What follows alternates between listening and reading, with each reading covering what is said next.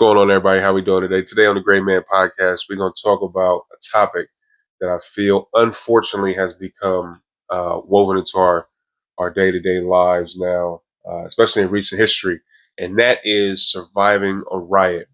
Now, most people in society are not going to be involved in any type of mob activity or riots or anything like that. But however, given the most recent upheavals in society, the most recent turn of events in the media and in the landscape that we live in, it's something that I feel like we need to be aware of, something that we need to know how to deal with, and something that we need to know how to survive. So go ahead and lock in with me. Make sure you like, subscribe, comment, and share. That's like, subscribe, comment, and share. Man, y'all know what to do. And let's go.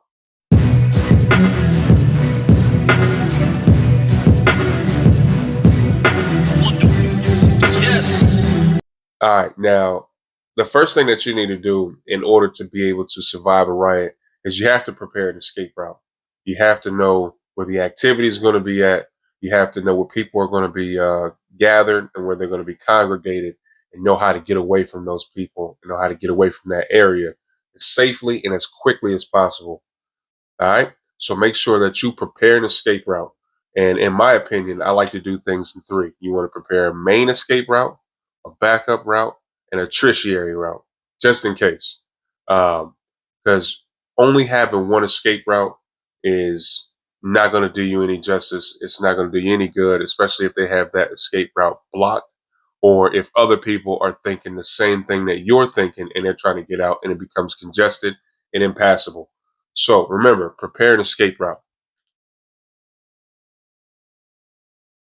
The next thing that you need to do, which is probably the most important aspect of it, and that's keep calm in any type of scenario or situation that will require you to be able to think, to be able to be creative in your decision making. You have to remain calm. You have to stay calm. You have to stay poised. You have to be able to look at a situation objectively and come up with the best solution possible that's going to cause the best outcome for you. The next thing after that is you want to make sure that you keep your loved ones close. And this is specifically for people who have families. You don't want to be separated.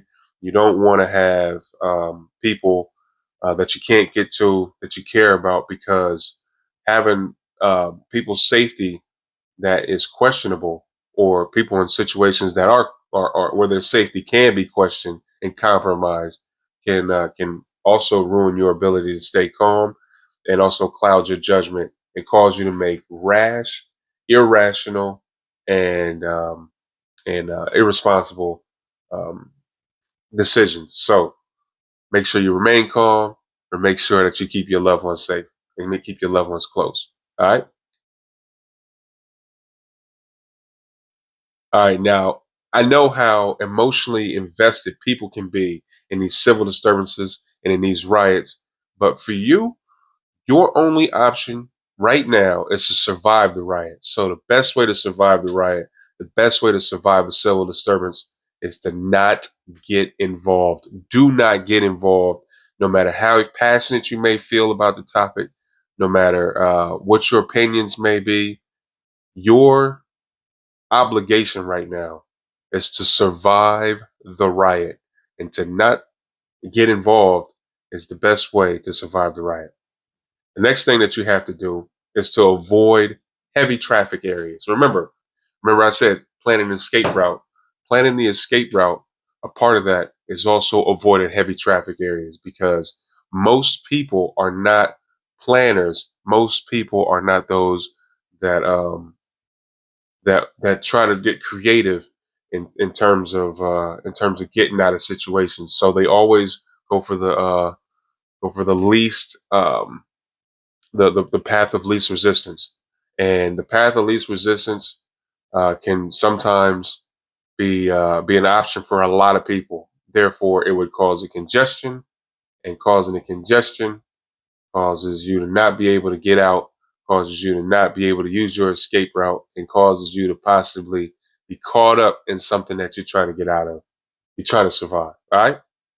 Hey everybody, how y'all doing, man? I just want to remind you to head over to Amazon.com and pick up a book that I authored, Brave and Ready, Your Guide to Staying Safe. Brave and Ready, Your Guide to Staying Safe. This is a kid's book teaching them how to stay safe during an active shooter event. Brave and Ready, Your Guide to Staying Safe. I appreciate you. Peace.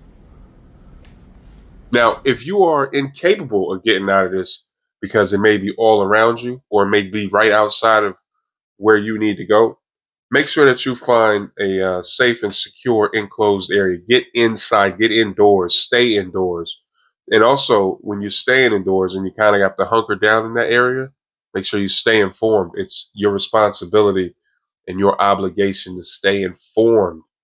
Make sure that you know what's going on. Make sure that you know when the protests are happening, the direction that these people are moving, or if they're not moving. See, riots are usually protests or civil disturbances. They're either static, which means they don't move, or or they're like a march, where they're a continuous, um,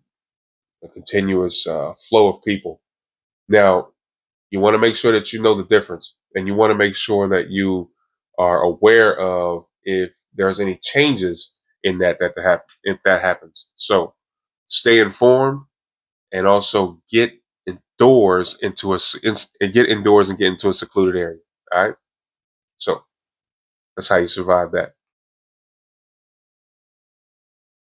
Yeah. So we just basically touched over a lot of the different basic aspects of staying alert, staying alive, staying safe, and surviving a riot. Like I said, it's a sign of the times, and it's unfortunate that this is where we are in society. But however, it's important that you know how to survive. That's what this channel is basically dedicated to. This channel is dedicated to teaching people like survival tactics, and it isn't just survival tactics about living out in the middle of nowhere, living out in the woods. Um, Going from place to place with a backpack and a go bag. You know, all that sounds great, man. But also, it's about surviving, like disasters, and whether they be man-made or natural, and surviving dangerous situations, whether those be man-made or natural as well. And what we're going to do is we're going to keep dishing these videos out. We're going to keep dropping this knowledge for the people, man. But in all aspects of everything, you have to train hops.